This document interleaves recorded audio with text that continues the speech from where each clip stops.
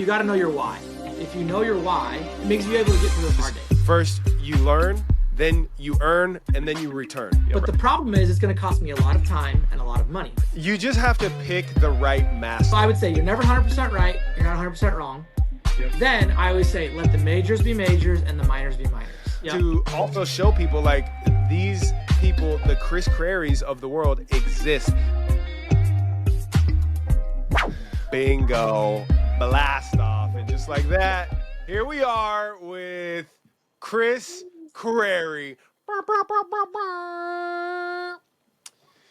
So, quick little intro. For those of you that don't know, my name's Anthony Thomas. I'm the host of this podcast, which is sometimes called Anthony Thomas Podcast. Some people refer to it as Dynamic Daddy, whatever it may be. This is the second time only. I've had so much fun doing this already, where I put something out like, hey, actually, this is my first time putting it out on social media. So I put it out on Instagram. Hey, who's down to record a podcast in the next 3 hours? Hit me up. And within 10 minutes, this man in the DMs, it was just perfect. So I was like, oh, that's a for sure go. I did this with my brother last week, and I didn't put it out there on social. I just was like, let me go through my phone list, and he was the third one that I called, and he was up for it. So that's how that one came about. But this was the first time putting it out there where I was like, ooh, this could be rough. You know, who knows who's going to hit me up. Yeah. So Chris Crary hits me up. You were in my vlog last week for our little family golf trip, spontaneous. That's true. For those folks who don't know, a quick little intro. We met almost a decade ago through a mutual friend, Lisa Chulich. We were at the climbing gym working out together. Lisa. Yes, big shout out. She's like, dude, you got to meet this guy. You guys both golf. You guys do, you're in the same space with modeling and advertising and marketing and all this stuff. You guys got to meet. So fast forward all these years, couple kids each later, and we're still rocking strong. But I want you to just give a little intro of who you are, what it is that you're like, this is kind of who I am, my title, and what I do. Oh, man. Do you want me to give a current one or like a actual background? Just give the current one, and we'll get into your background in a little bit. Yeah. So my title is Producer Ninja. I co-own a production studio called Photon. We work with brands and agencies and create content. We make digital commercials, all different types. I'm a husband of 10 years. Shout out to my wife, Tony. She's amazing. Got 2 kids now. And I would say one fun, weird fact about me is I am a 5-time competitor on the show American Ninja Warrior. Yes, indeed. Actually, that when we met, you were kind of you were in your prime with Ninja Warrior. Yeah. I remember going to the Ninja Gym with you. I remember, oh, baby, yeah, definitely. TV time. Very much retired now. More into golf these days. Shout out Sunday Red. So very much retired. Let me just be clear here. So Photon Studio, for folks that don't know, let me just give you this wild little connection here that it fits perfectly if you're watching this podcast. So again, this was a spontaneous podcast, put it out there literally less than 30 minutes ago. I put it out there, and here we are. Within 30 minutes time, you were able to get down to the studio. You're in the podcast studio at Photon, correct? Yes. So anybody can rent this space and run their own podcast, pop in, record, and it's available to anybody. Literally anybody can rent this space. Yeah, I mean, we were renting it out to a producer before this, and awesome guy named Forrest, amazing. He bought a house way out in the sticks, and he was like, hey, I want to make a home studio. And we're like, great. We want this, we always want to do something with the space fun. And when we built the space out, we did like double proof walls. None of the walls are 90 degrees. It's actually soundproof, and we've done some more soundproofing. Then on top of that, we put in like a huge brand new carpet. I don't know, $20,000 in lights, and it's like almost 550 square feet. So it's good size. There's a couch for people to hang out with. You can put multiple cameras. You can do any colors with the lights, whatever you want. So we need to tell people about it because we haven't had time to. So well, that's kind of what I'm getting at, because this is my first time seeing it. Even though I pop down to Photon, I shoot, I've done work with your studio and all that stuff. This is my first time seeing it. And I just put you in a casting deck for a shoot we have in 2 weeks, by the way. They're going to cast you. Let's go. I'm in. Tell me there's golf involved. I wish. I wish. Okay, The it's all next good. one will It's all be for good. sure. Yeah. So within 30 minutes time, you're able to go like, hey, let's just go get the podcast studio spun up. Now, there's a caveat to this, which is the microphone here is not actually what we're shooting on or recording on. That's It's fake. just for looks. It's It in does work. place. If you rent the podcast studio, it does work. I was just in a Right. hurry. And there's also And a shoot going on downstairs. bingo. And because this is a spontaneous podcast, I have you're just on your phone right now. You're just on Yeah. your iPhone. That's the video, It's that's the audio. my phone is sitting on an Apple box, Yeah, and which is my kids are walking around and eating as well. well, yeah, 550 square feet for studio space. For reference, what I'm in my home office, my home studio, this is 120 square feet. So you're Yeah. 5x this pretty much, which is massive for studio space. It's plenty to get in there, get a group of people together, have fun, and all that stuff. But Yeah. what I'm getting at is we're just on a quick little setup within 30 minutes on your phone. You're just down there. You also showed me kind of a little video walkthrough, which we don't need to do right now, but Yeah. we can refer people to maybe there's some marketing you have there, whatever. But it looks stunning. And the Thank actual you. camera and me seeing the monitor of the actual camera that people would use in that studio, it looks insanely good. So well done. Thank you. Thank you. Now, give us a little background. I don't even know where we're going to go with this, but I do want people to have something to kind of connect to of like your journey. You're one of the, in my friend circle, you are one of the more successful individuals that I choose to hang out with. There are some other folks who are also successful I choose to spend less time with.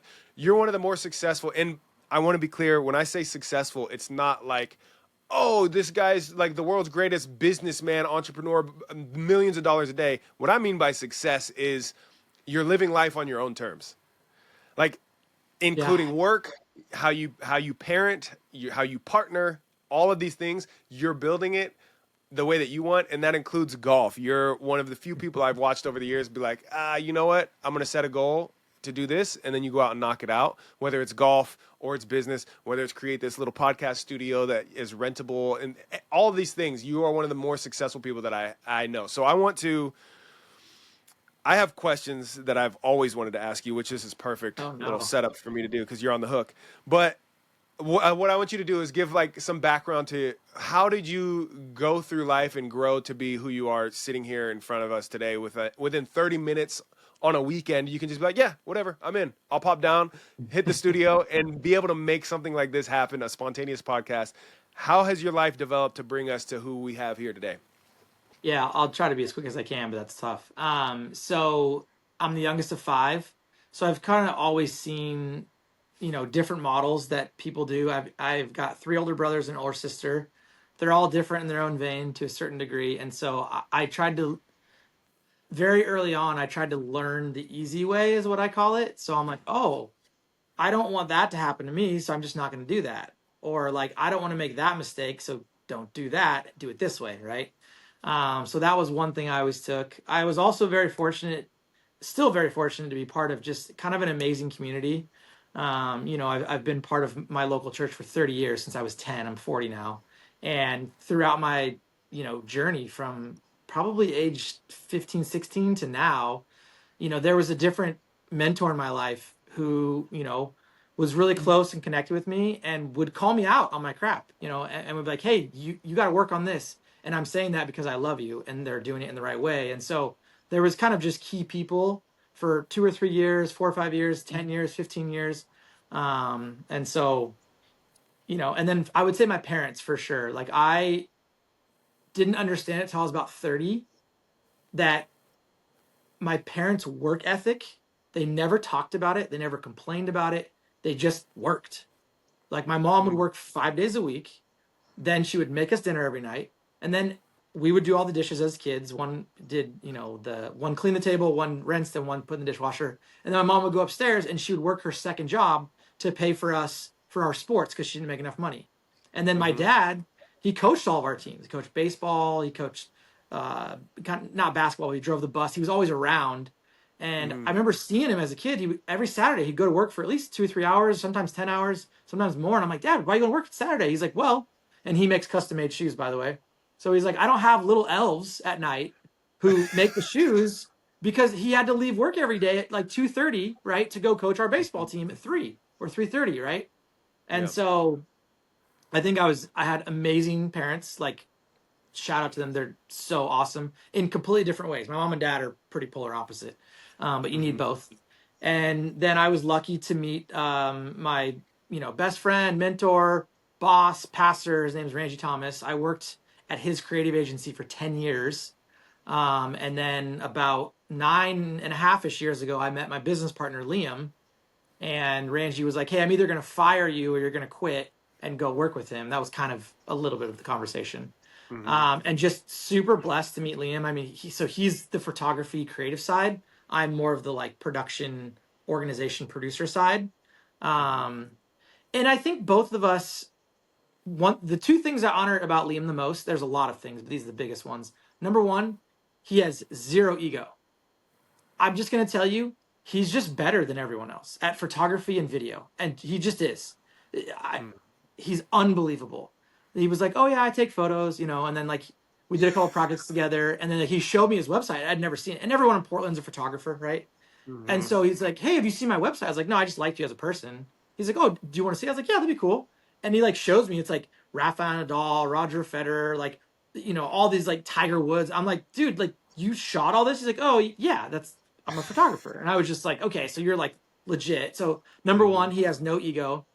And there's actually three things. Number two, his self awareness. He knows what he's bad at, and he doesn't shy away from it. Right? Yeah. He cannot multitask. Like, I'm surprised that he can like have a conversation and drive a car at the same time. Like, he's just literally and he'll tell you that he's the worst person at multitasking. Yeah. Um, and then I would say three is like his work ethic. Like, he just works. He never complains, never gets. I mean, I'm sure he gets tired, but he just So yeah, how are we Man. here today? I met him. This whole studio thing, by the way, was his baby. I was just sort of along for the ride and really enjoyed him. And Uh, so obviously we cultivated together over the many yep. years that we've it's been a little over 8 years now. So yeah, the fact that I'm able, and the whole podcast studio, by the way, was his idea, not mine. He's like, "We should build a podcast studio." I'm like, "What does that mean?" He's like, "I don't know," and then we'll figure it out. So here we are today. Um, so yeah, that's the quick story. Is like, Yep. amazing parents, amazing community, work ethic, Liam, and then here we Yep. are. I don't. Yeah.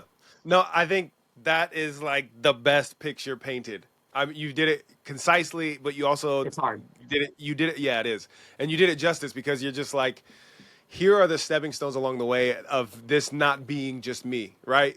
I think one of the things that's so frustrating, you and I share a lot of stuff back and forth about this is a joke from this successful individual who's Oh like, oh, yeah. all you got to do, bootstrap it, pull yourself up and all that stuff. And it's like, yeah, dude, but you were also born into privilege and you were born into this and born into that. And like, there's all Yeah. these things that people just overlook and they downplay. And it's like, dude, you had a Liam, right? That you Oh, worked with for all 100%. these times.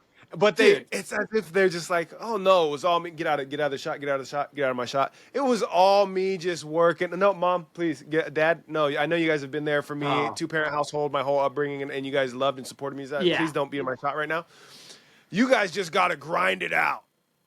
It's like we just laugh at this stuff because I think that's one of the things you and I both understand so thoroughly is you might have what it takes to be the crazy driven high performance individual, but you'll never go as far solo as you will when you have a good team of people, good people, 100%. like especially someone like Liam who knows what they're bad at, and they Yeah. combine that with the removal of ego to be able to say, hey, I'm bad at this, so that you don't drag out problems longer and amplify them and everything like that. Instead, you just go, hey, I'm not good at that. Let's find someone who is.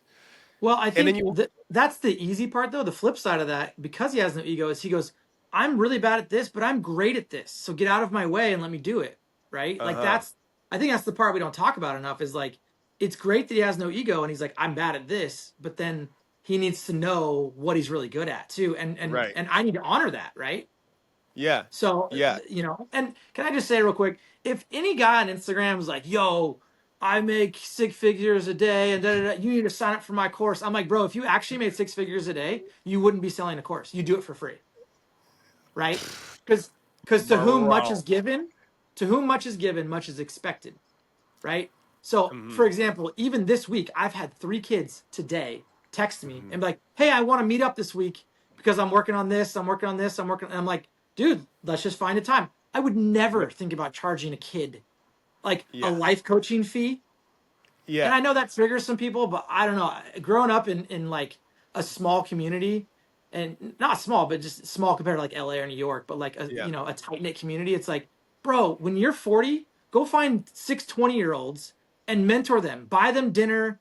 My Mm-hmm. mentor always said, you can buy dinner the day you make more money than me. So I've never bought him dinner. I mean, I have, but I that is beautiful and well put. Now, as a guy who has sold courses, who has life coach and charged people life sure. coaching, genuine even still to this day, what I will say is this: there, being on the inside of that and having done this, there is a very deep sense of so much like this is so off-putting to me when I come Sure. across somebody who is selling stuff that they've never done. They're Yes. selling you on success when it's like, hey, let me tell you how to build a 6 figure a month business. I haven't done it, but I've read all the books. And it's like, okay, Well, yeah, okay, so let me give a quick example of what I do support in that. So you came to me and you're like, "Hey, Chris, I had this cool idea. I want to make a course, right? Like call it a master yep, class for yep, kids who want to get into modeling and acting who've never done it yep, before."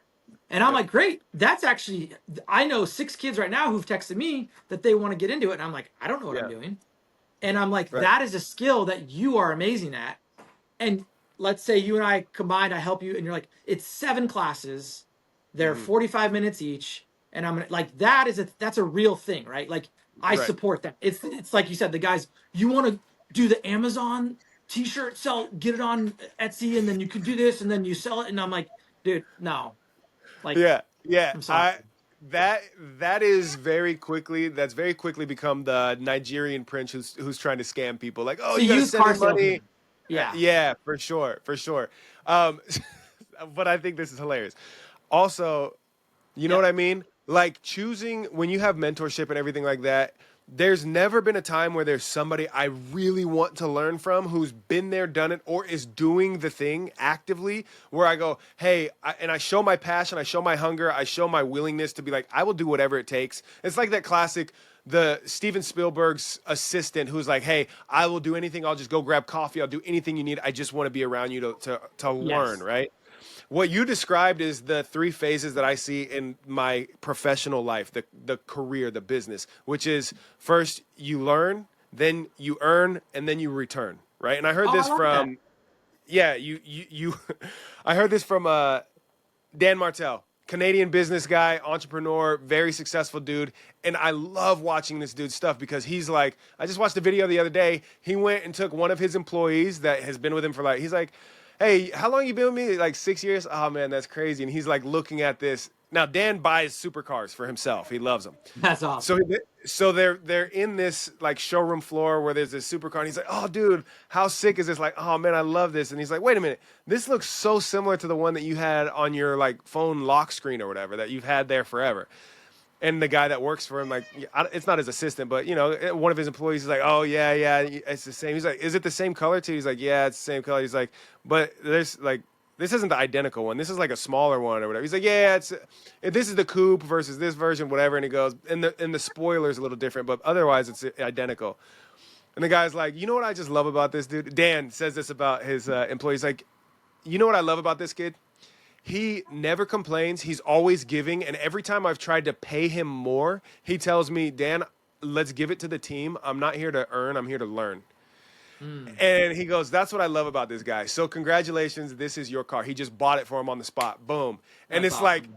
it was like goosebumps, tears, this whole bit. And Dan is the guy that I'm like, I love this, dude. He's like, first you learn. That's it. You know, when you're talking your teens into your 20s and even 30s, you learn as much as you possibly can. And then you earn and earn a boatload and scale it and earn more and earn more. But once you've done all that out of your 40s and into your 50s, like you have to Yeah. return it. So for what you do and have done for years, I've watched you house how many kids in your own home from church and teens and Yeah. troubled teens and all these things. I've watched you do this for now like a decade. I've known you. I'll just say 10 years, Yeah. give or take.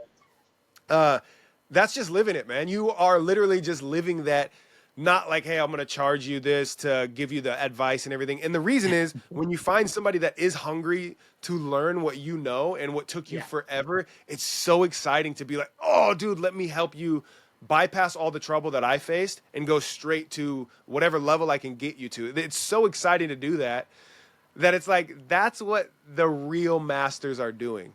You know what I Yeah. mean? Instead of like the false.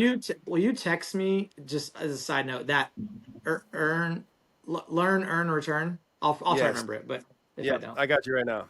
I got you right yeah. now. Okay. First you learn, then you earn, then return. And that's when you're giving back. That's when you're giving back to whoever you can, however you can, and you teach Yeah. people. And this is core to my human philosophy, by the way, Totally. is the way that we evolve as humans is through stories and learning. Like the way you were describing your upbringing, you're like, yeah, I'm one of five. I try to learn with as minimal pain as possible, and that's learning from my siblings to make sure that I didn't make the same mistakes, and if I could learn from their mistakes, then even better. The whole premise of life to me in the human world is to just grow and teach the next generation to stand on your shoulders and keep building. And that's it. Like you don't do that by going, let me charge you every little bit for every piece of knowledge that I have. Well, and I think like what I was taught, and I half of this was me, half of this was taught. Thank you, sweetie. Is that the fake microphone? Uh, I love um, it. That's so you got to know your why, right? So like for me, for example, like Chris, what is your why? Like why do you work hard? Why do you want to be successful? Why do you want to make money? It's very simple. I want to make as much money as humanly possible and be as successful as possible so that I can free up my time to invest into the next generation, right? mm, Whether it be my daughter who's down here behind me, or the yep. 22-year-old, or the 15-year-old, or the 30-year-old, or whatever it may be. Yeah. Like that's it. It's okay. Yeah. You can do that. I So love that's it. this. That's the why. If you know it's, I mean, Simon Sinek really talks about it. If you know your why, it makes the hard days. It makes you able to get through those hard days, right? The easy So days are true. easy to get through. Anybody can do Hmm. that. It's the days where you're like, I don't want to go to work today, or like I don't even know what I'm doing today. Like that's the hard part. Yeah. One of the things to talk about being an entrepreneur is like Speak. you could just do Speak. nothing all day, and you're just like tomorrow's Monday, right? I'm gonna wake up Yep. tomorrow morning. I don't know. I have 67 things on my task list to do, but I Yep. don't know where to start. Not to Yep. mention, this year was a huge change for me because my business partner moved to Portugal. That's a real thing, Yes. right? Yes. Okay. Very real And challenges. And and it's great. take And I like the analogy I use. If you have children, or if you don't, you could probably get with it. Is you you're if this makes him happy, that's the most important thing, right? And yep. then you just look at the positives. Yep. But the problem is, it's going to cost me a lot of time and a lot of money Mhm.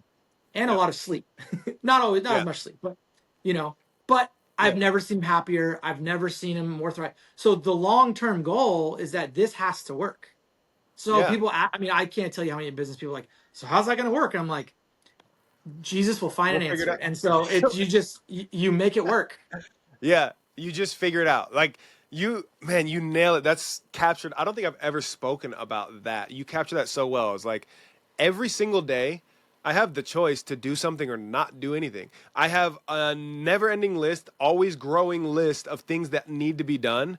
And when I choose to throw up a spontaneous podcast, what is that doing? Honestly, like, what is that doing for the business? And for me, what I'm doing right now, the shift that I've made recently is like, I'm going to build my own brand. And part of that is creating content and getting people like yourself out in front of more people to help more people, to have free content from podcasts like this, Yeah. to also show people like these people, the Chris Crarys of the world exist and they are out there, but it's not just going to fall into your lap. You actually might have to do a little work to seek them out. And that work, by the way, doesn't have to be this whole huge production of like, let's make sure we get this on the schedule. Let's go do this. Because frankly, I've had the most fun in the last week and a half, this podcast and the one with my brother, where I just spontaneous. I didn't have to rack my brain because I do have a list of all these other things in the entrepreneurial world to do that is like, if I can just put it out there, like, yo, who wants to podcast? And it also helps me practice my chops to be like, how do I form a podcast on the fly with this individual and tailor it to them, their speaking style, the rate at which you speak, the interests that you have, the topics that are like, hey, this is off topic for me, or this is what's at top of mind for me. How do I shift and form with all of that and make this dance happen all over the place on the fly? That I same love it. stuff, that same stuff has eaten me up before, where it's like I have a podcast, it's on the schedule for 3 weeks out. For 3 weeks I'm losing sleep because I'm racking my brain like, oh, what should Oh, I do? yeah. What should I do? What else could I do? What else could I ask? How could I do this? How could I do this? Yeah. And what I found is like, there are certain interviews that I will still do that for Yeah. sure. There's certain ones that it's like you need to prepare for it, Yeah. but there's also the just get it done. And that's, you embody this more than anybody I know, which is like, you're busy as can be. And if something pops up, and I've watched it on set when you're producing, huge shoot, everything going on, all things moving at once, and something pops up that you need to take care of like that, and you still get it done immediately instead of dragging things out, dragging Yeah. things out, dragging things out. But you can still, and you still have to face that voice every day you wake up. What am I going to do today?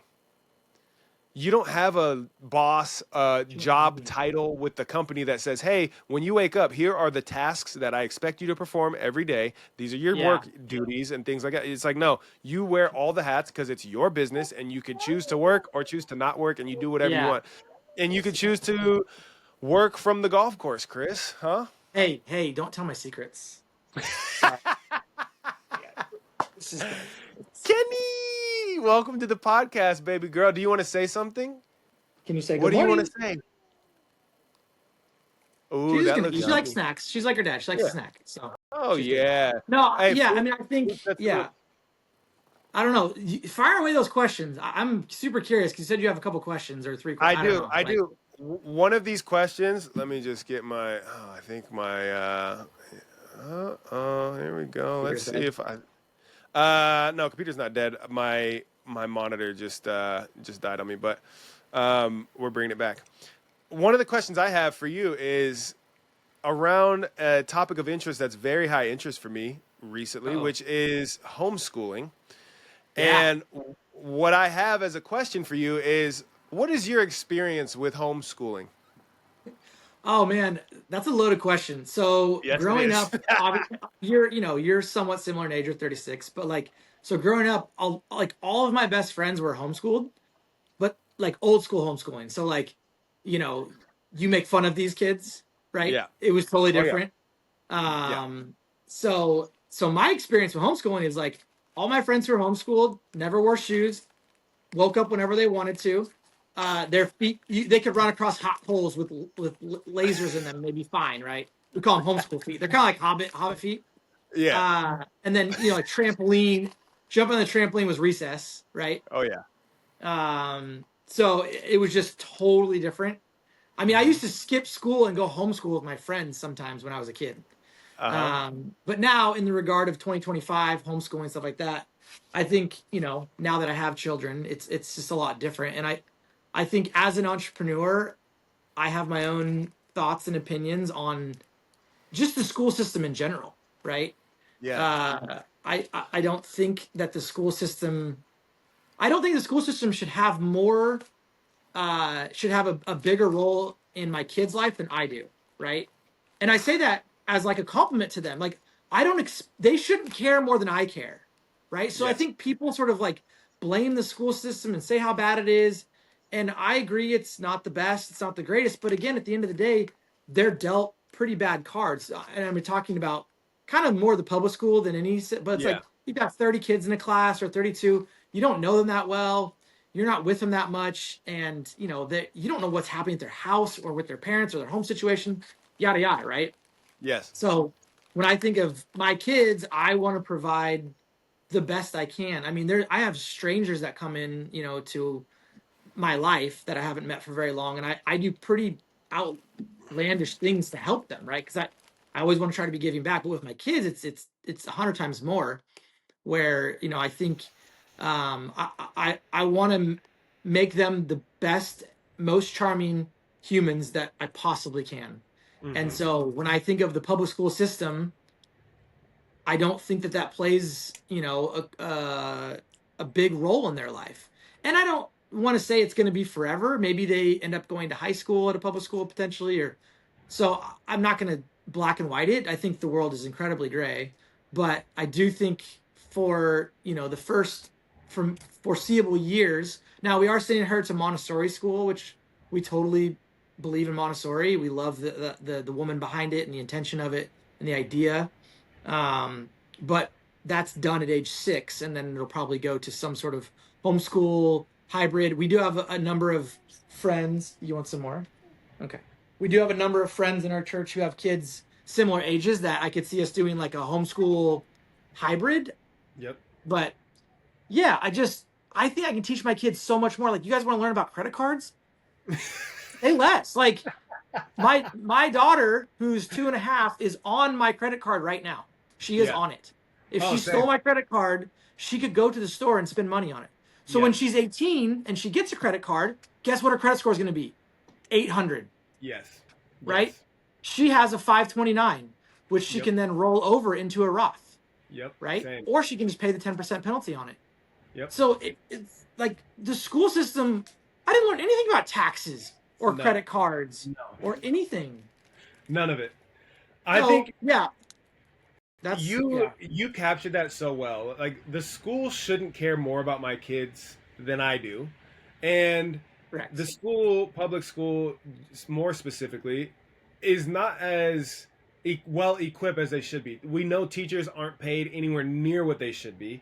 When you're talking about, this is the big sort of one of the big, not the big. This is one of the big awakenings that I had recently as I'm learning and thinking more and more. And I've, consumed a few books here and there from the teacher of the year from some years ago who wrote this book about, like, hey, the school system's broken, homeschool's kind of where it's at, right? Yeah.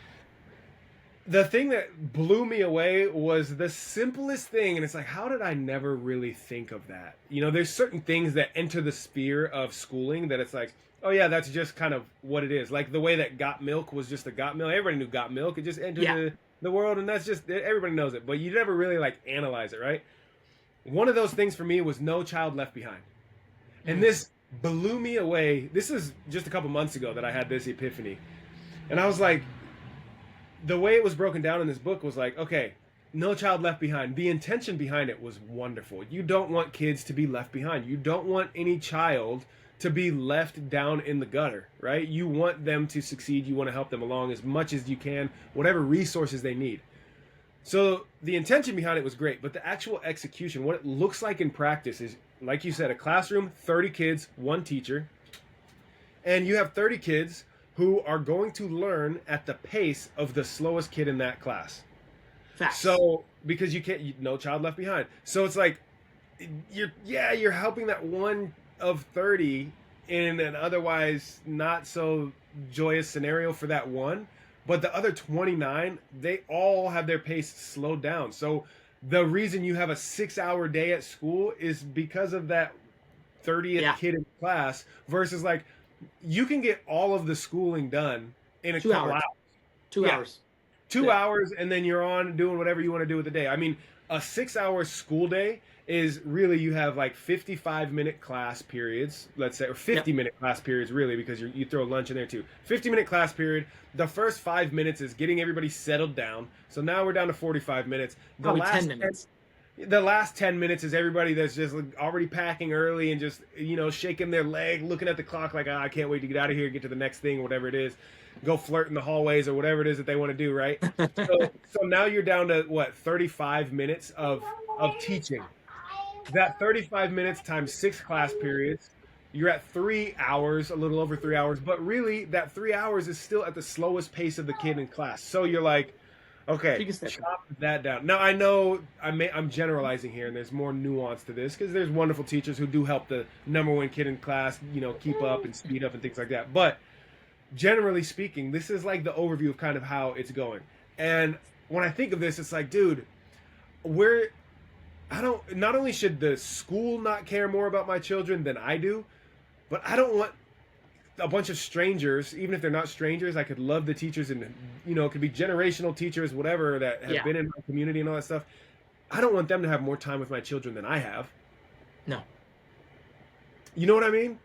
Yeah. So No. sending them away, I mean, school being 6 hours, but you got to be there, a half hour early, and then if they have extracurriculars and all that stuff, like the hybrid approach, like that's what I'm targeting as well. Is like that's kind of what we want to do. It's like you gotta have some interaction and some structure with other people, so that it's like, hey, like right now I take the toddler to, he does jujitsu right now. Yeah. And he's in there where he a lot of times he wants to run over to me and like, oh, daddy, like I feel shy. And I go, that's okay to feel shy, but you still have to listen to the coaches, right? They're coaching you right now. You got to listen to the coaches, and it's okay to feel shy. You can just do this shy, and this is a good chance to have courage, because you can't have courage if you're not really feeling a little bit scared or shy or whatever it may be. And so having that exposure to other things is super important. So if you do have a hybrid, and hey, we go and have a little cohort and students and all that stuff, it's like, Sure. I'm a big fan of that for sure. Now, what are the downsides in your opinion? I mean, I think I wouldn't necessarily call it. First of all, I just want to go on record that I would never want to shame someone for who wants to send their kids to public school. I don't think there's anything inherently wrong with it. I think every kid and every family has different dynamics. So Sure. I'm not gonna blanket like homeschooling's the only way, or this like, hey, your kids better than anybody else. You do you. So I'm just Also, gonna even if it's not a your kid better, like some people just flat out don't have the option. It's like I have to work 100%. Yeah. So that's what I'm saying. It's like I just want to caveat that. So yeah. I wouldn't call them downsides. I would just call them like situations, right? So like for example, it's a lot of work on my wife to homeschool, right? It's a full-time job. Yeah. Right, which wouldn't allow her to do other things. Like right now, she helps me with all the businesses that we run. Yep. But if she's going to homeschool and take over that, or even do a cohort, it's like that. So now I got to go get help where she's really good at her jobs and she's really efficient. So now I got to find someone who's not as good, give them money, Yeah. And it kind of like she'll think about it at night. It'll distract her, right? Oh yeah. And then it takes away from like our adult time. I think one of the biggest things I didn't realize about even really having a second kid was that the kids go to bed. We go to bed super early. Our kids go to bed at like 7:30, and then she goes to bed at like 9:30. So it's like there's like maybe 2 hours to like hang out with my wife and like the adults. But then it's like she's got to do all the dishes and I got to help clean up and we got to prep for the next day. And it's like, so I think the trade-offs of like if she doesn't have to think about the next day, and she's just going to work, right? And she just shows up, then we have more time together. So I would say that I call them trade-offs. So the trade-off is like, she's like, oh, now I got to go design this color program that we're doing tomorrow. Or I got to like prep snacks because we're going to be gone at the farm all day doing this road trip and that, all those things. So there, it's a lot of work too. That's the downside. It's substantially more work. Yes. Right. I mean, my favorite thing someone sent me the other day was these kids at a restaurant. One of them's like ripping down the blinds. The other one's like going and it was like and on the thing it says me just trying not to have an iPad kid. Just like we're at a restaurant and our kids we don't do tablets, we don't do phones with the kids. And when we go to a restaurant, it's either dads with Kennedy hanging out and then moms with Wells, or we swap and then I'm walking the baby around before the food comes. And then, it's like, it is so easy to just go like this. Yeah. They grab the phone and they just shut up. Yep. And it is instant. Yeah. It is the easiest thing in the world. And again, I'm not shaming other parents. I'm just telling you from my own perspective, which I can only speak from my own perspective, is it would be so easy. Yeah. And it is so exhausting. To not give your kids phones or tablets. And everyone's like, well, we did it when we were kids. I was like, yeah, but there wasn't an option, right? Yeah, that's like saying like, hey, you just fly first class. It's not hard. You're like, yeah, but that's not an option. Yeah. I don't have $16,000 per plane ticket to go on the flight, right? Yeah. So I mean, even more so, it's like flight wasn't invented yet, because like there were iPads and stuff even as an option. Yes. So It wasn't like a class situation. It was just an existence. Like it wasn't even a possibility for even the wealthy. That's a much better analogy. Absolutely. It's like, yeah, you can't opt into this because it doesn't Air, exist. airplanes weren't a thing. Yeah, yeah, exactly, You're exactly. not going to Europe tomorrow, you know? Right, right. I think that those are excellent breakdowns of trade-offs for sure, and I see this same with Jeanette. You know, like because we're similarly like piecing together different sort of education plans and things like this, and like, hey, here's what we're gonna learn today, or here's what letters we're gonna work on this week, or whatever it may be, and that is a constant. Like the same way you and I think of business for ourselves is the same way Hmm. that our ladies are thinking of educating these children, and we're like, obviously, I don't know how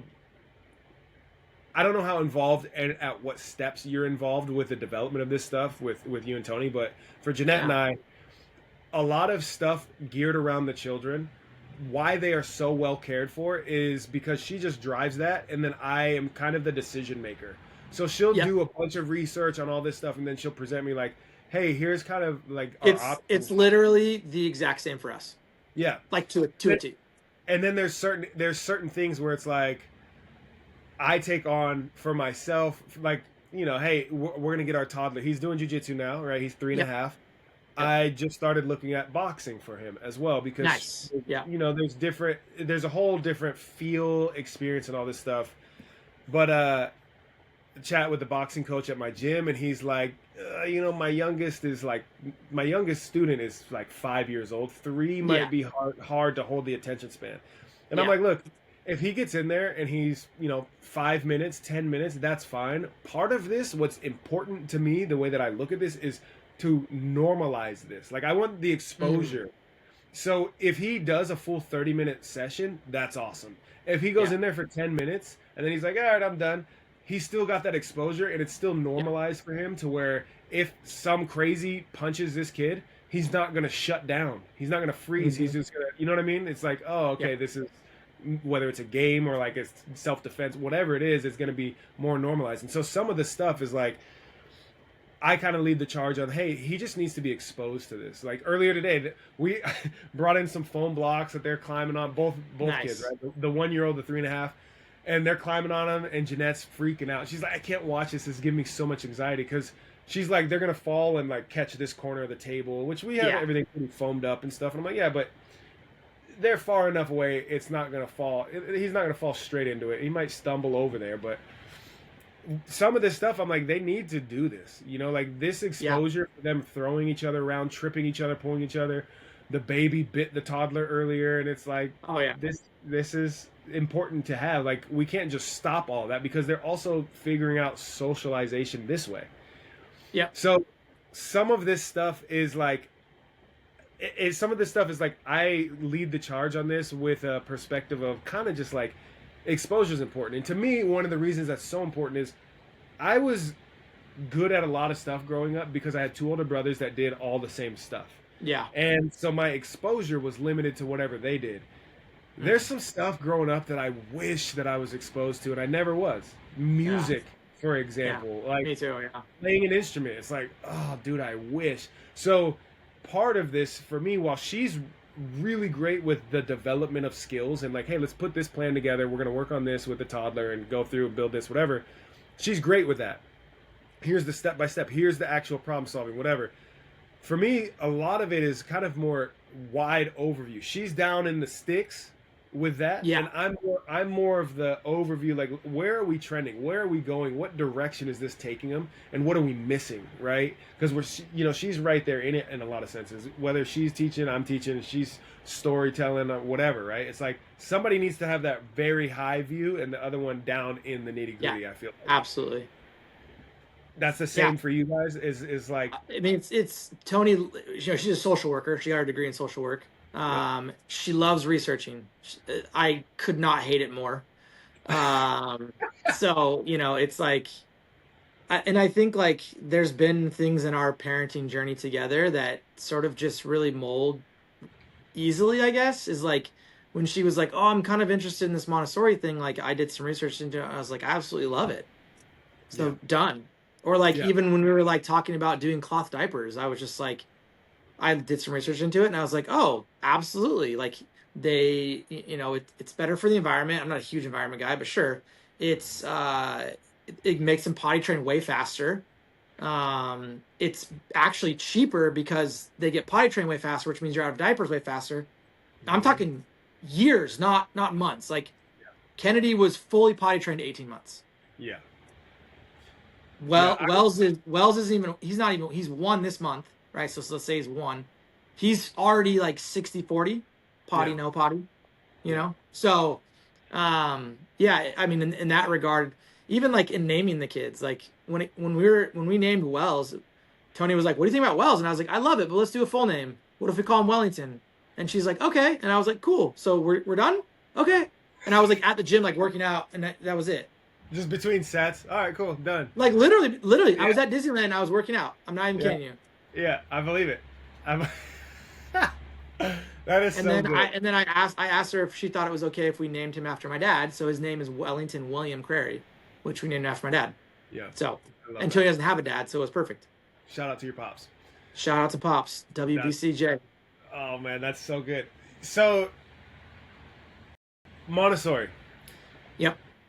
What other options were you looking at? Because we're very similar. Like from baby, it's like, hey, we're not going with high bright colors and high contrast. No, You know what I mean? no. It's like we're gonna keep it We mellow.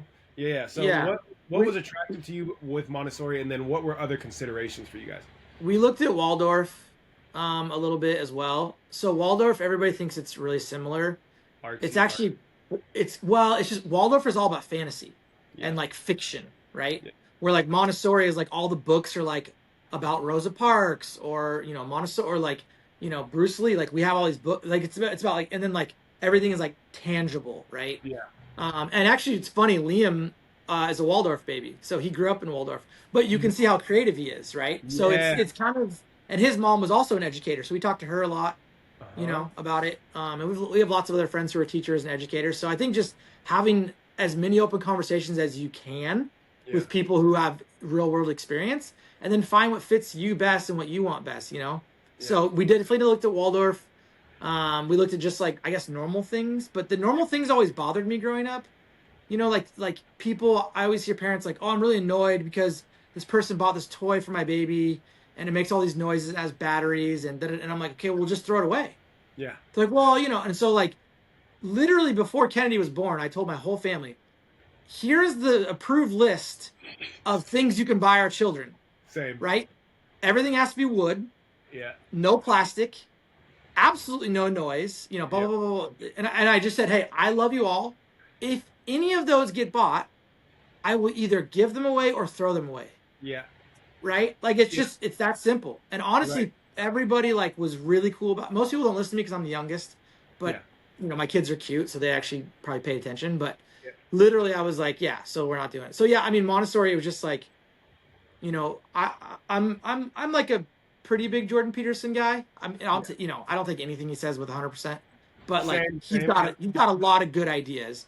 Agreed. And one thing I really love that he talks about is like you have 4 years with your kids. Yes. After when they turn 5, they're not kids anymore, right? They're Yep. little mini humans. Yep. And he's like, you have 4 years, and your job as a parent is to make them the most engaging, charming, and independent child that they can be, right? Yes. And then he follows it up and says, because when they're around, like for example, when we go to the coffee shop, if Kennedy wants something, she has to order it, Yeah. and she's 2, right? Yeah. If you don't order it, you don't get it. Yeah. So then he talks about you're getting adults best because they're impressed, they're excited, they're engaged. I mean, Yes. we had a woman last week. Kennedy ordered for all of us, by the way, and the Uh-huh. woman goes, "We have 30-year-olds that come in here that are too anxious Yeah. to order coffee at a coffee Oh yeah. shop. Oh yeah. They can't do it, Yeah. and then they want to call it anxiety and put some symptom on it." Again, Yeah. I'm not saying that you don't have problems with that, but you need to work through that, Yes. right? Yeah. We all have things we struggle with. I have dyslexia. Numbers are backwards for me. Yeah. It sucks. I say things backwards all the time. It makes it harder, right? There's a girl on Survivor. I love Survivor. We're watching Survivor, the new season. There's a girl on there who has autism, and she really struggles, but she's like plays on a hockey team with all guys. She's like a scientist at her college, like all these things, right? And she's Mhm. like, yeah, it's hard, but you have to fight through it, Yeah. right? So the thing is, you make them charming so they get the adults best, and Yep. then they get the kids best as well, Yeah. right? Yeah.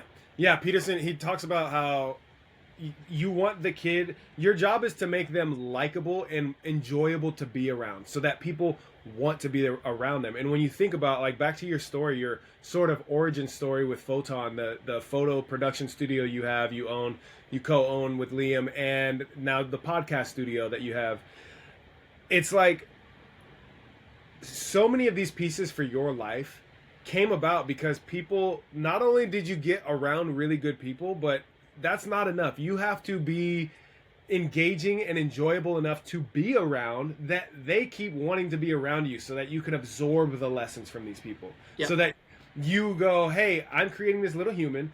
I need to make you fun, loving, charming, intelligent, and sociable so that people, when they want to be around you, you can absorb the knowledge that they have. Because everybody's a walking book. Like, this is how I view the world. Everybody is a walking book.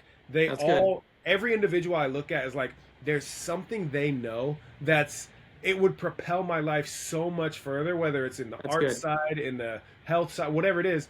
There's something that this person knows because they're a walking book. It's like, even if they were to publish a book, they have information right now that wouldn't made it in the book because they've learned more since then. It's my job to try to find that from these people, right? Yeah. If you have a child who is that engaging and that fun to be around, that adults even want to hang out with this kid and be like, hey, cool, yeah, Kenny's here, all right, what's up? Yeah. And they want to talk to her because she's funny, she's fun, she's nice, whatever Yeah. it is. You're just gonna expose them to so much more love in the world as well as knowledge. It's like dogs. Like, I know you're a big dog fan. So I was bit as a child, just so the audience knows. So I'm not against dogs. I just have a healthy fear yeah. of them, Yeah. and I don't know what they're saying because I don't speak dog. So yeah, continue. Yes. So I'm not puppies are adorable. I'm not against dogs. I just don't have one myself. It's good. True. Yeah. So with dogs, like, I remember we got Mowgli, and it was like, are we gonna train him ourselves? Should we take him in? Should we do this? Do puppy school? Whatever, right? So as we were researching this, and Jeanette being the research whiz in the household, she's like, okay, here's kind of some stuff that I found, and one of the things that hit and stuck with me the longest, still to this day, was a well-trained dog it seems like, yeah, you're going against their nature, right? A lot of people make the argument like, that's not what you're going against their nature. You're forcing them to do this and do that, sit, stand, spin, whatever. But a well-trained dog is a dog that gets more love than any dog, right? If you have a well-trained dog and you can be like, hey, somebody like you that has a big fear of dogs, if you're walking to be like, whoa, I'm sorry, I'm scared of dogs, and you go, oh, okay, sit, lay down, and you prove how good and well behaved that dog is. Now, not only do you help put someone like yourself more at ease in dealing with it, you also give that dog a chance to receive love from someone who kind of has a fear of dogs, but like other dogs, because this one's well trained, well behaved. Sure.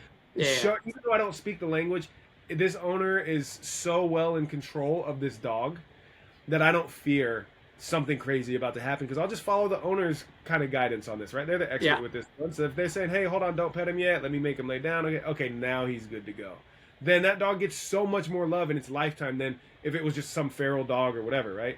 Same is true with kids. You get a kid that's well behaved, good mannered, understands how to go up and make and place an order for themselves and for other people. They're actually, like, Kenny's 2 years old, caring for other people by ordering for them. Yeah. Everybody's going to want to pet that dog, so to speak. Everybody's going to want to give Kenny that love, right? Yeah. So it's so important. I agree. Yeah, I agree with you. I love Jordan Peterson. I was chatting with one of my friends, the smartest philosopher that I know, the very guy who got me into philosophy. I will have him on the podcast eventually. Nice. His name is Zen. He built a media company out in Munich, Germany called Activism Munich. And I was live in Munich when he interviewed, like, at the peak of everything going on with Edward Snowden. You remember years ago? I was there in this theater that my friend packed out, and he got to interview Edward Snowden live, and it was like, why? I mean, it was virtual because it was in a theater, and you know, he was in Russia, held captive, all that stuff, or not Yeah. held captive, but asylum in Russia, and but he live stream, boom, my friend interviewed him. Like this dude is my dude. Like when I have Zen on, Yeah. it's gonna be such a good That's time. But awesome.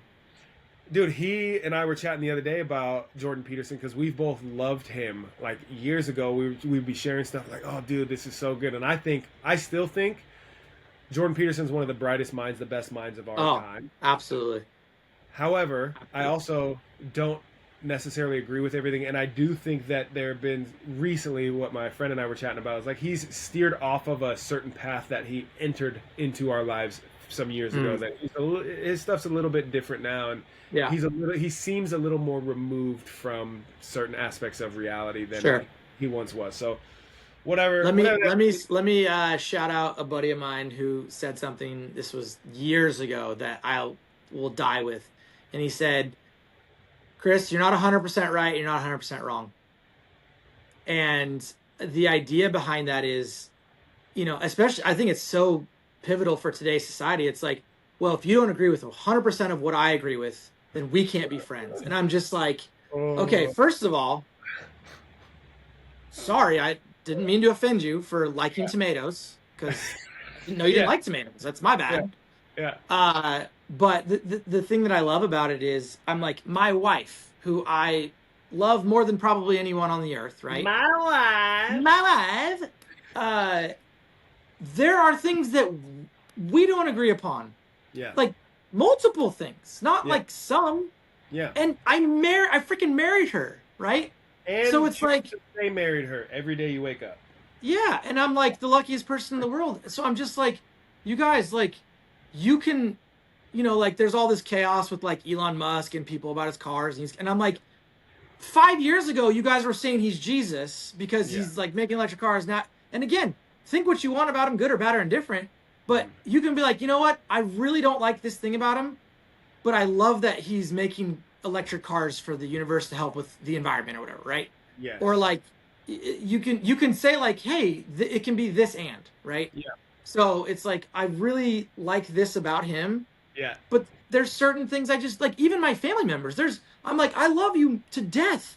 Yeah. I would never choose to do that thing that you're doing right now. I think Yeah. it's really stupid. Yeah. But I can, so I would say you're never 100% right. You're not 100% wrong. Yep. Then I always say, let the majors be majors and the minors be minors, right?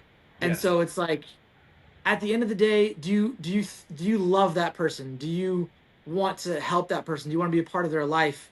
Are Hmm. there pretty massive things that you don't agree on? That's sure, but like, is it really bigger than all the good stuff?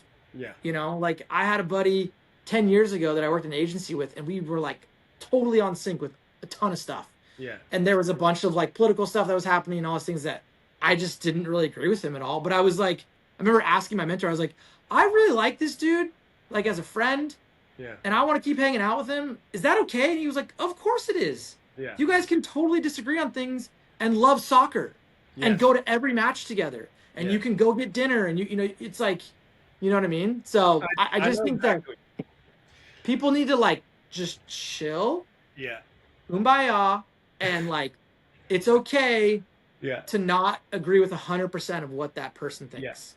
You know, I was telling this story to Jeanette earlier when you agreed. You're like, okay, let's get on, and I was like, cool. You're heading to the studio, and we had just sat down, have a quick dinner before I popped out here, right? And I'm like, oh, dude, I'm hyped. Like, Crary's hopping on. It's going to be sick. And I was telling her one of my favorite things about you as my friend is you remember our golf shoot when we got into it, Oh yeah, yeah, yeah, right? Our golf shoot yeah. when you and I got into it. And I was telling her, I was like, this is one of my favorite traits about Chris Crary because you are one of the few people in my life that I'm able to like get into some shit with, right? Yeah.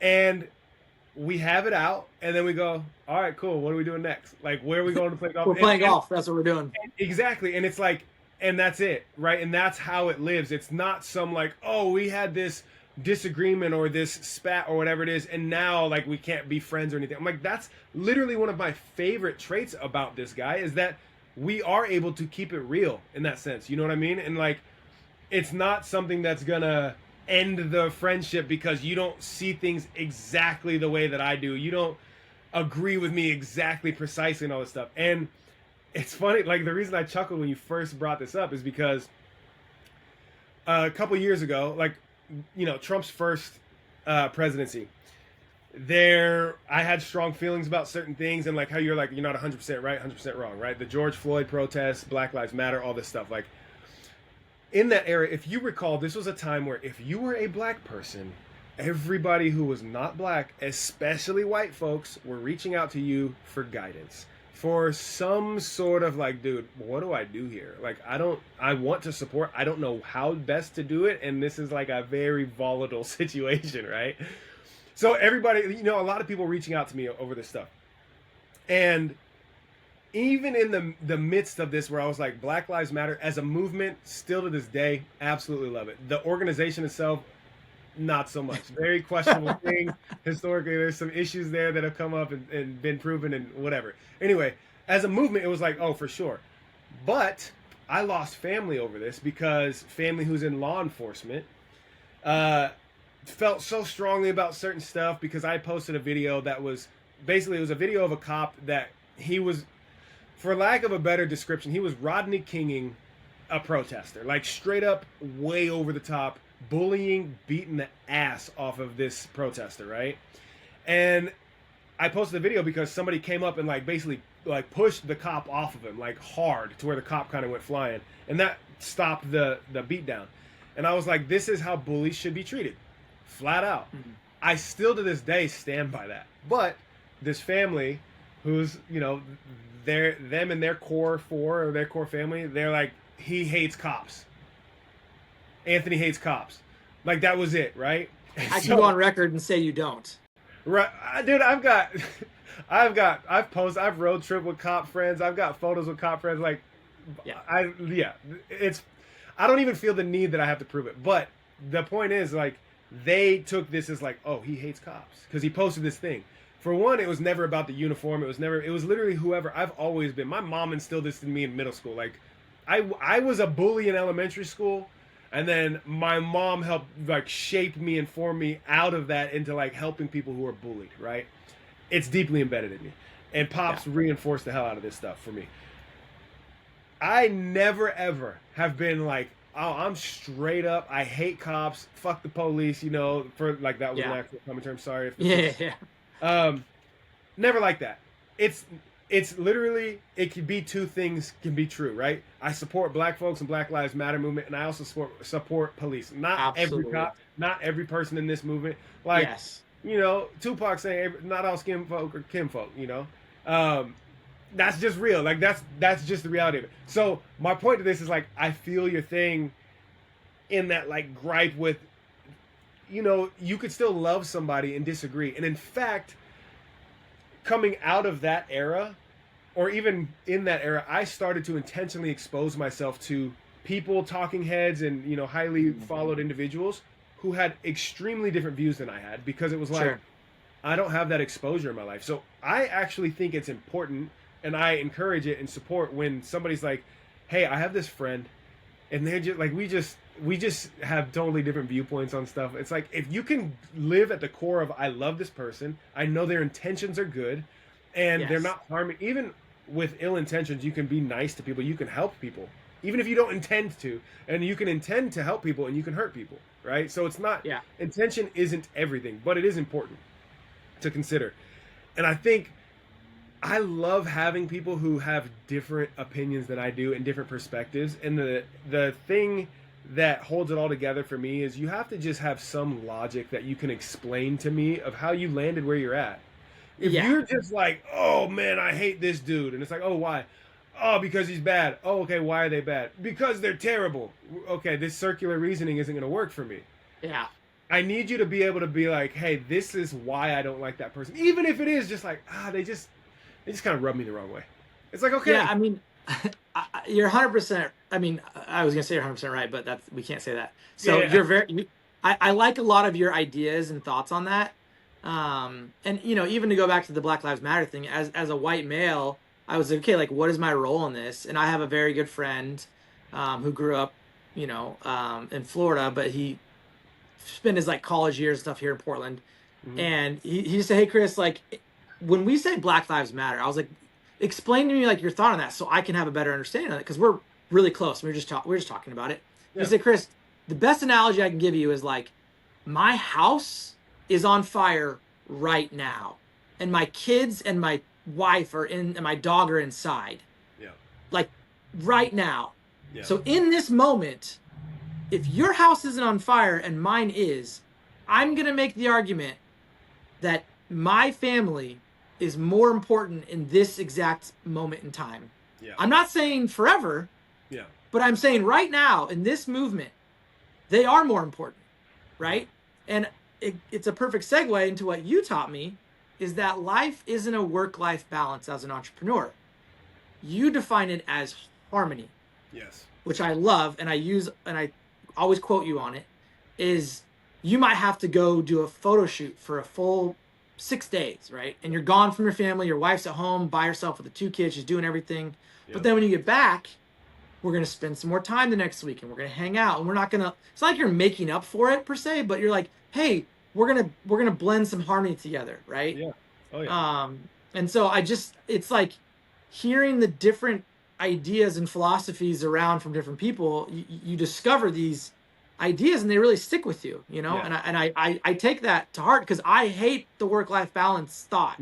I'm like, Yeah. it doesn't exist if you're an entrepreneur, right? Like Not at there's all. this famous, pastor, his name's John Mark Comer, and he's a sweet guy. I've known him personally and great, but like he's all about like rest and the Sabbath and do all these things, and he rides his fixie bike to work and Yeah. and I'm like, that's great. Like you're a pastor, you work for a nonprofit, you have kind of the same schedule. Church is on Sunday. I get that. Yeah. But I literally might get a call tomorrow and I have to go to Nicaragua and shoot a surf Yeah. commercial for Yeah. 3 weeks. Yeah. I can't rest. My Yeah. family will not eat if I don't get the jobs. Yeah. Fact. So I'm glad that you think everyone should rest Yeah. at the exact time that you think they should rest, but it doesn't work for me, Yes. right? So again, it goes back, not 100% right, not 100% wrong. So I think Spot the on. biggest thing I would take from all of this talk that you and I are doing is like, just be open to other ideas, right? And what works for you might not work for someone else. Yes. And that's okay, Yes. right? That part. So this is the second part of my what I was getting at in the lost family, from a couple years ago, that presidency, and then now this one. This one is sparked up to be very similar.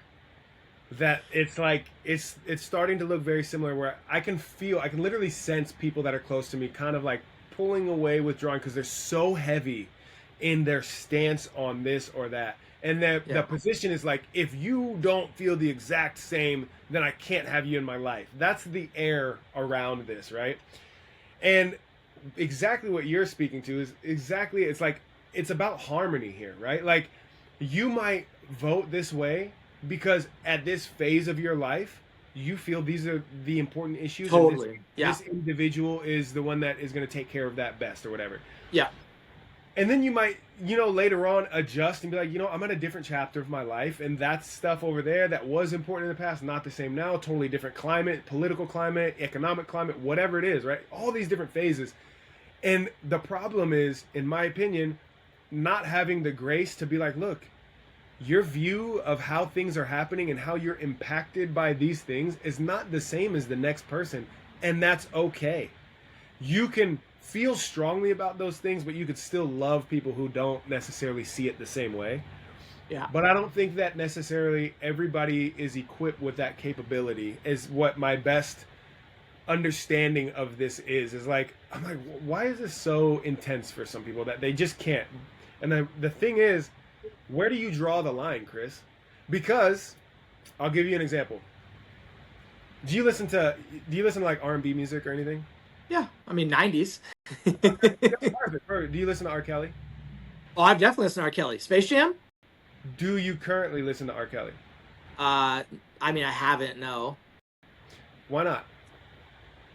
I mostly listen to Moana, if I'm being super honest. Now, yes, I have watched the R. Kelly documentary, and I think that dude is bananas, right? Yeah. Like bananas. Yeah. Um, and I don't agree with anything that he did, but I don't know if I'm like you talk about timing. I'm Mhm. so far removed from like thinking about the reason why it's like, you know what I mean? Like Yeah. I, I don't agree with what R. Kelly did, so I don't want to Right. support him. Yeah, Right? for sure. Like And if you ask me that now, if I was like my phone was on like a shuffle, yeah, I actually don't have him. It's not even on my phone, but like say he was and it was on a shuffle, I probably wouldn't be like, oh my god, we have to like change this right now. I'd be like, oh yeah, that guy's a dick. Yeah, yeah, let's not listen to this. You know, yeah, yeah. he's This is yeah, exactly it. Is like where you draw that line is different for everybody, right? And like one hundred I think percent. you and I are very similar. Where it's like I I think R. Kelly, what he did and all, yeah, all that stuff, like bury him under the jail, right? You know what I mean? Yeah. But the man made some hits, like the music, and I Oh, don't even. You might have even seen it. I saw a clip of him singing in prison. It's like this dude is just, dang, I didn't see that. it's just crazy, it's just crazy good. But that disconnect, like not everybody can make that disconnect of like, you're wearing a Tiger Woods shirt. It's like, what do you love Say about Tiger? less. Because Say I less. love Tiger, the athlete, the competitor, the business individual, but I Yep. would never look to him for relationship guidance. Could not agree less with his stance on women. Yeah, yeah, But the thing is, what I try to understand as I get older hmm is how do I want to be treated or how do I want to be looked at, right? So yeah, you look at the definition of grace. hmm Grace is unmerited and unearned. You can't do anything, right? When you have yeah, grace for someone, it's not because they did something for you, it's because you do, yeah, right? And so when I read through Tiger's story and I watched the documentary and I saw from a very early age, like we're talking like 9, his yeah, dad had a freaking trailer at the golf course and would just shuffle women in as yeah, he's on the putting green and he's like, what's going on? yeah, Okay, I'm gonna play golf. And like I would make the argument that was so bad for him, yes, it kind of made him a better golfer because he couldn't have a yeah, dad. yeah, yeah, He's like, I have to focus on golf because my family life is literally 10 out of 10 bad. It's the yes, worst it can be, right? yes, Now he wasn't getting beat as a kid, but anyways. So you can get into all the theological and yeah, philosophical and all that kind of stuff. But yeah, man, I don't know. I think you nailed it. It's like you just have to decide for yourself, and I think the biggest thing is like just respect someone. If their line is here, but boom. your line's back here, it is what it is. Let him I decide. think I totally agree with that, and I think what part of this problem is kind of like how you were like comparing Waldorf with Montessori, where you're like Yep. Montessori was just, it was more realistic, it was more like less fantasy stuff, right? So I think that people, and I've been there myself, where people develop the fantasized experience that like because you like this, it's actively hurting me. It's like that's not really how it works, in my opinion, It's right? well, Like, and I've found that the people who are really doing things, yeah, you think that I don't even know your name. Like I yes, literally don't know you, and like I'm not trying to say it to be mean, but it's like what you're doing doesn't hurt me, and what I'm doing doesn't hurt you because I don't yeah, even know you exist. yes, we're just so How did far I removed. Yeah, like your life is so simple and so like you see people. I saw this woman protesting today, and I'm like, what are you protesting about? She's like, well, I don't know, but I was like, how do you have time to protest? Who has time to protest? Just hey, please explain to me. Like, as a former protester who made it on the like front page and news here and all that stuff, photograph, fist in the air, angry and all that stuff several times. yeah, Let me tell you how you have that time. I love First, it. first, be a college kid. My first big protest, I was in college. And Okay. not only was I in college, I was at UC Berkeley. So I mean, like the home of protesting. All right. Yeah. So this was the Occupy Wall Street movement, Oh, right? nice. Yeah. And it was they marched right up, onto Berkeley, Sprout Plaza, all that stuff.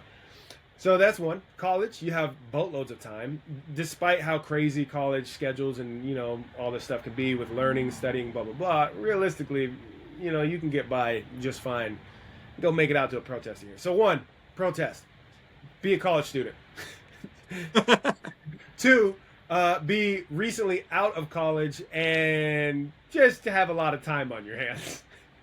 That's how. But I think a lot of the people that are so up in arms about the way things are going right now, that it's like, man, I see all these posts and you're posting frequently all this stuff, but like, what are you actually doing is my question. Like, what is the thing that you're actively changing, by posting? Because it just doesn't feel like, posting the anger and all that stuff is actually changing anything. It might be bringing awareness for some people of, your stance on something, but it's like the hard question I feel like is like, what are you doing? Which is like, Yeah, I mean, I think, for me, it's like I mentor a lot of different kids, and like all these kids want to like change the world, yeah, right?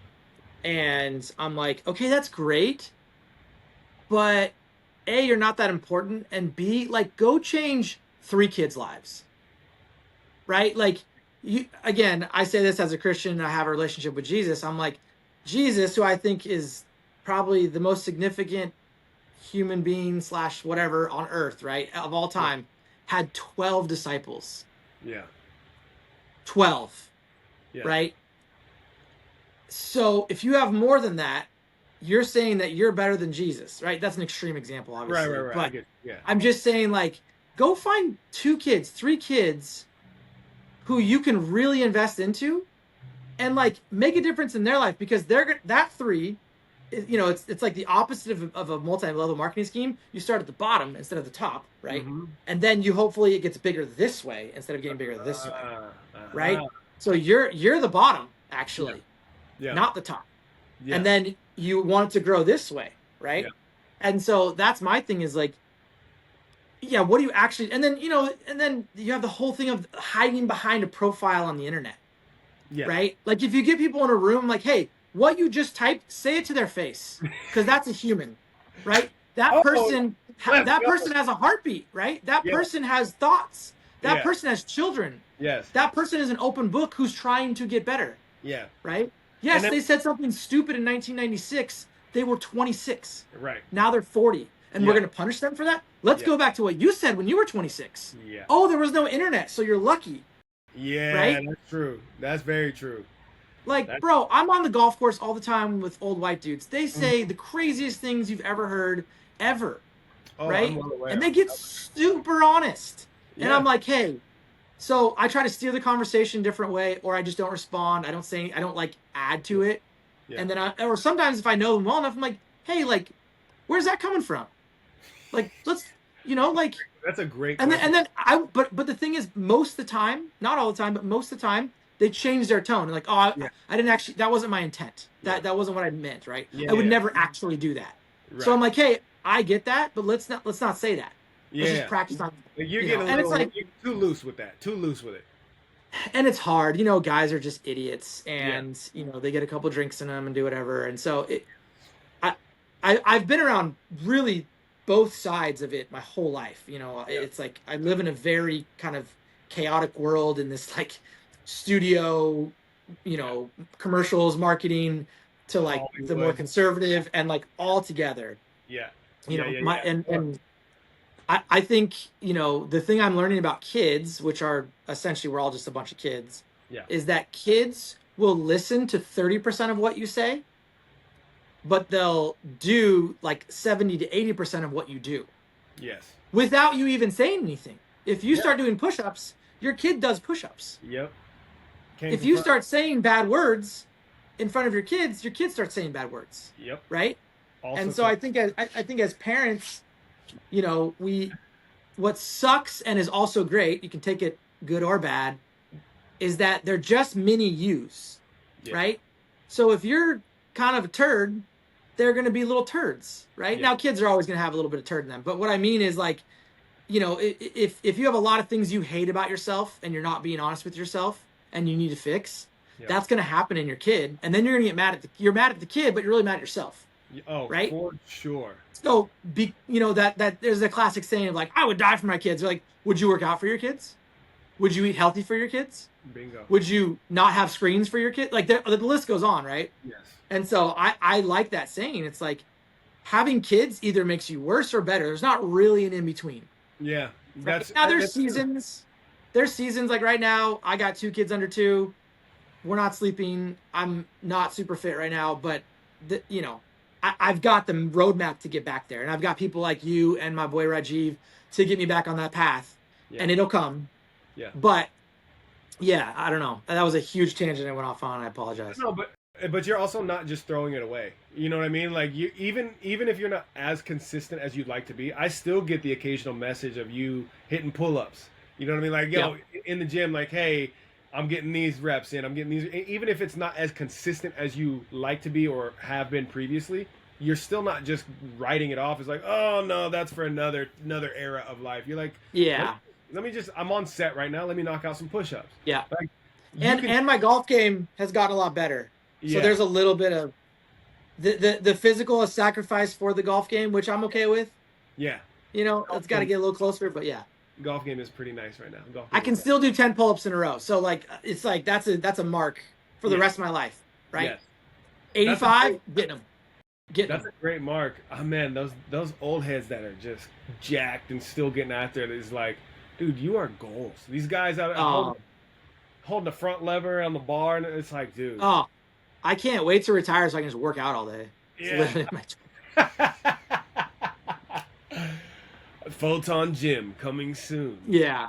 Hey, I'm already in the doghouse, but I do gotta go soon. Let's wrap it up. Let's get out of here. I could talk for 5 hours though, so we can do a spontaneous part 2.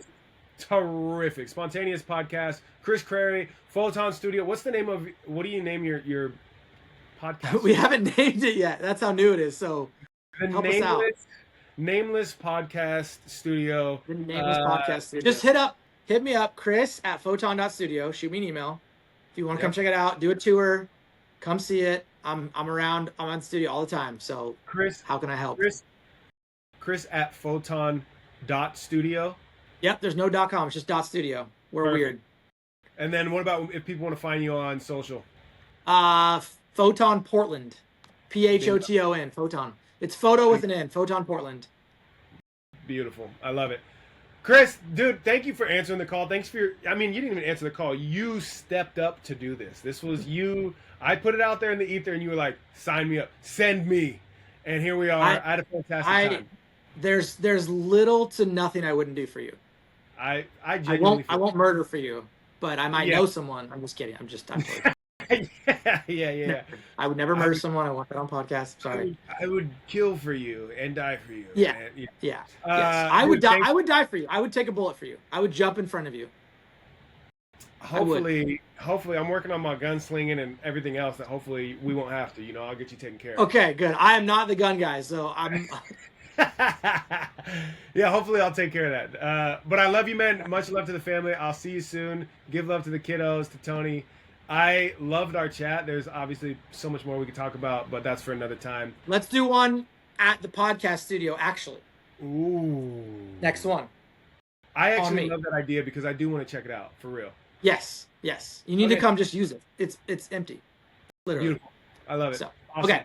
All right, bro. Have a wonderful night. All right, bud. Peace.